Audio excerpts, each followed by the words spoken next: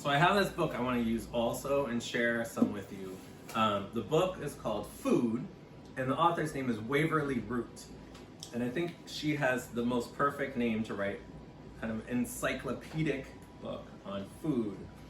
And I must have gotten this at a garage sale or a thrift store or someplace years ago. The book was first published in 1980, and then this edition in 1996. I don't know if it's still really in print or not, but we can look it up. I'm just going to give you a little sample because I don't think most of us know much about fennel.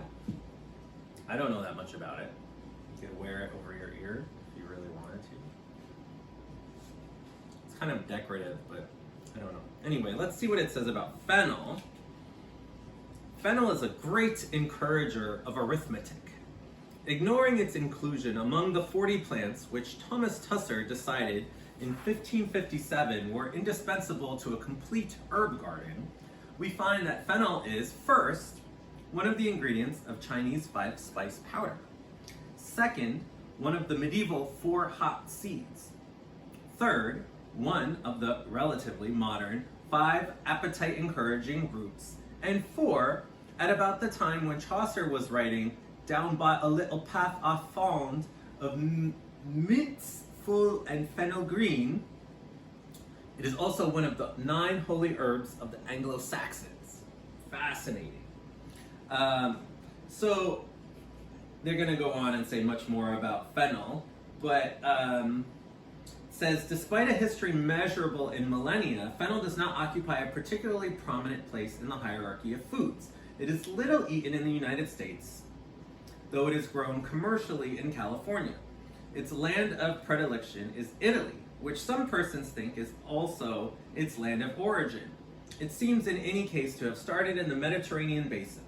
No single country utilizes the full possibilities of fennel, but France and Italy between them cover most of the ground. Italy considers fennel primarily as a vegetable, concentrating on the bulbous bases of its stalks and neglecting the leaves. That's kind of how I've been using it. While France looks upon it as an herb.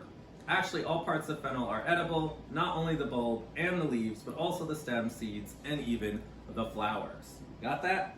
So there's much more to say about it here, but it's got a nice illustration of the fennel here, cut off. We've got the whole thing, more or less. It's fun.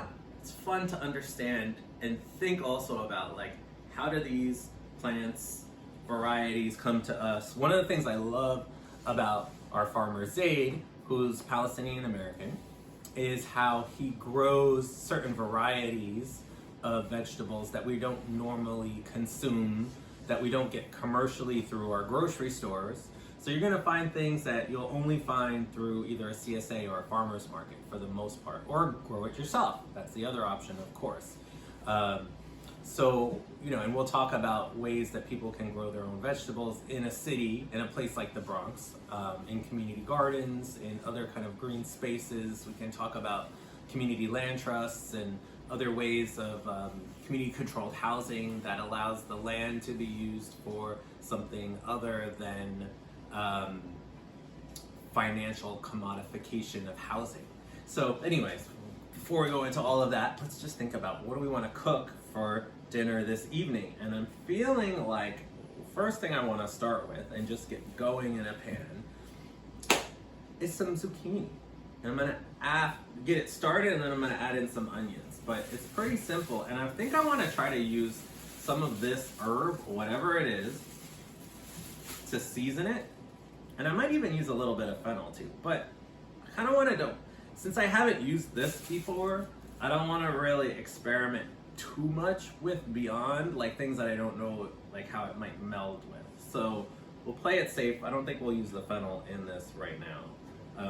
But I want to just start off by getting us into, maybe, let's see. We've got these really fresh ones. I have a couple left from last week's share that I kind of want to use, but I also really like to use ones that literally just arrived and haven't been in my refrigerator. and make them because they're super fresh, and the other ones I'll keep till tomorrow, you know? So let me, I'm gonna start with 2 of these, and I'm gonna just rinse them off real quick. Give me 1 sec.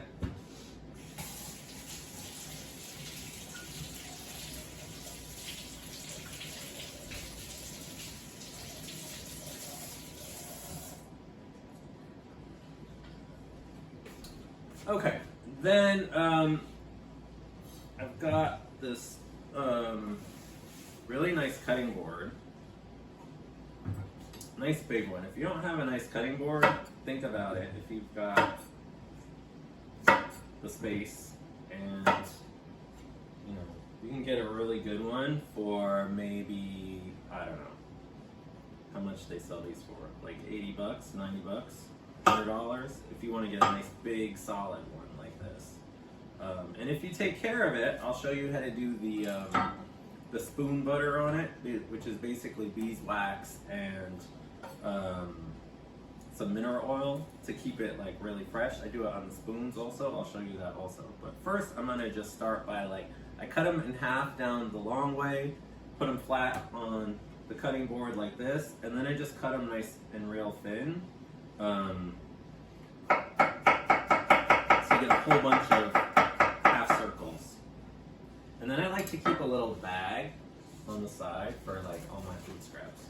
And in other years I've done a lot of composting, but since COVID it's been harder to compost, so I'm not. It's unfortunate. I'm just throwing it in the garbage.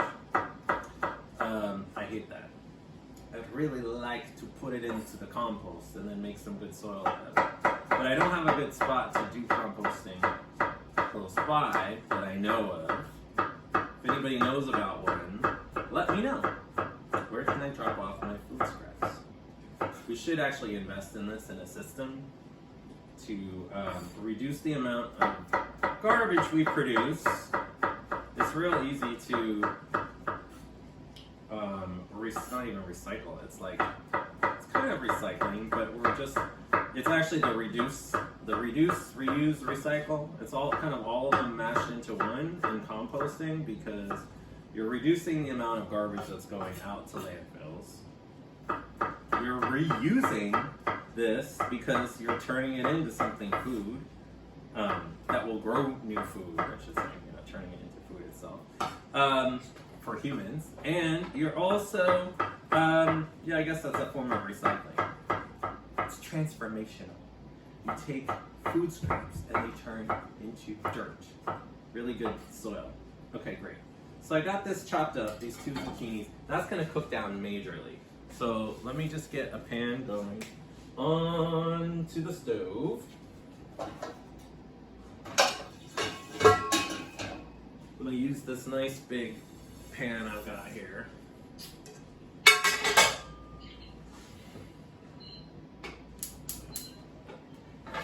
Get that heated up, and I'm gonna get some olive oil. I've been starting to have 2 different kinds of olive oil. So this one is actually not what the bottle says, but it is extra virgin olive oil. I use this mostly just for salads and things that I'm not heating up. Then I got this other one, which is still 100% pure olive oil. This one's from Spain. Product of Portugal, packed in Spain. There you go. But it's not specifically, it's a mix of refined olive oil and extra virgin olive oil. So it's actually great to cook with, because the thing about once you cook with it, it doesn't keep it the same properties as if you get it extra virgin, right? So I'm gonna use this one in my pan, and just give it a good amount, because the thing about these zucchinis, these squashes, I'll soak it up. Okay, so next I'm gonna throw these in. And I like to keep them thin because they are, I hate when squash is spongy and it's too thick. I can't eat it. I didn't like it when I was a kid. But then I've learned that it's really just about the way that you cook it. If you have them like in long strips, or if in any form that they're thick, the zucchini is gonna be like, have this texture that like, ooh, I can't even describe how much I dislike it. So I'm gonna grab one of my wooden spoons. I've got these great spoons here. These are teak. They're a little fancy. I also have like some bamboo spoons and some regular straight up, I don't know if they're pine or whatever you call spoons. But I keep them nice by using that spoon butter. I'll show you that in a minute. So I'm gonna keep, once I get this pan is hot, I'm gonna keep the flame down a bit, like more like a medium, and just give them a little toss, okay? And then let them sit for a while. These don't need to be stirred very often.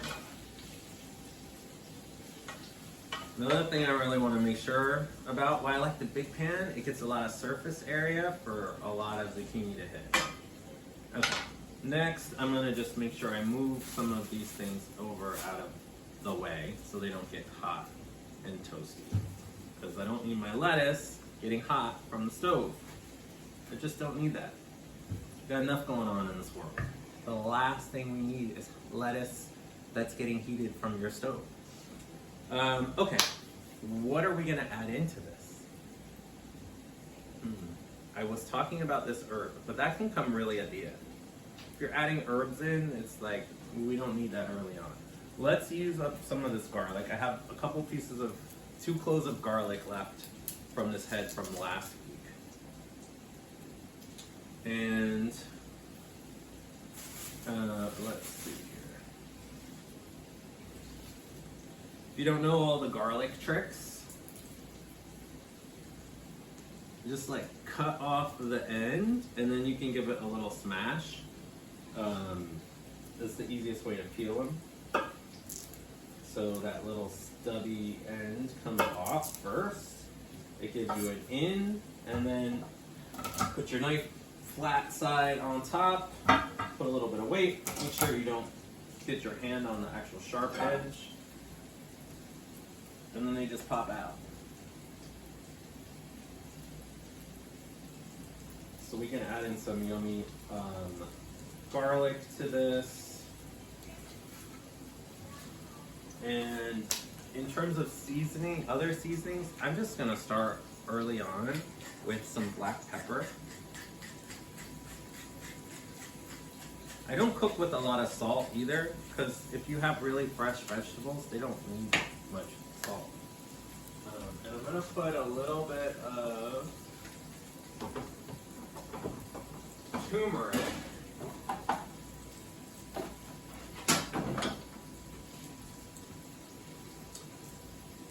Turmeric, if you can get it fresh, it's great, but you can just get, it's totally fine like this. And the thing is, you don't have to use a lot. Turmeric, they say, has lots of really healthy qualities to it. And if you mix it with black pepper, even better.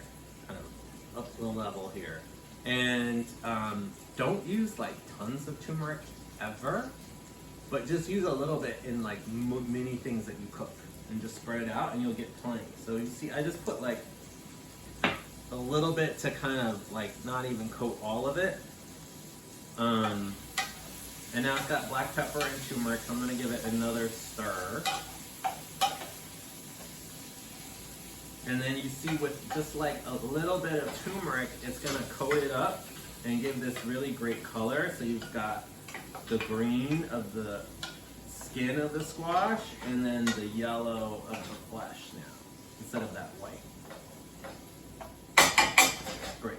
And let that go again for a little while. We got to chop up our garlic, and we're also going to throw in some heat to this. So you can use some dried chili powder if you want. Cayenne is great, but I've got here some of these nice habanero Scotch bonnet peppers. Give this a rinse. Be careful when you cut these, because you can get, depending on how hot they are, you want to test them out first, but you don't want to get your fingers all burnt up. So I usually only try to touch the outside Or you can wear a glove. That's not a bad idea. I try to use my knife as much as possible. And as soon as you're done cutting them, just go wash your hands again real quick. So kind of cut them into strips and then across and get some nice, it doesn't have to be super fine, but once it gets to this point, I try not to use my hands at all. But I'm going to cut up this garlic also. Same thing, just do kind of a rough cut. Doesn't need to be tiny for either of these. And then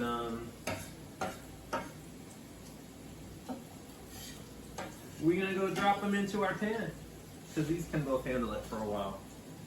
Great, so those are in, and I'm going to go wash my hand because I don't want to die.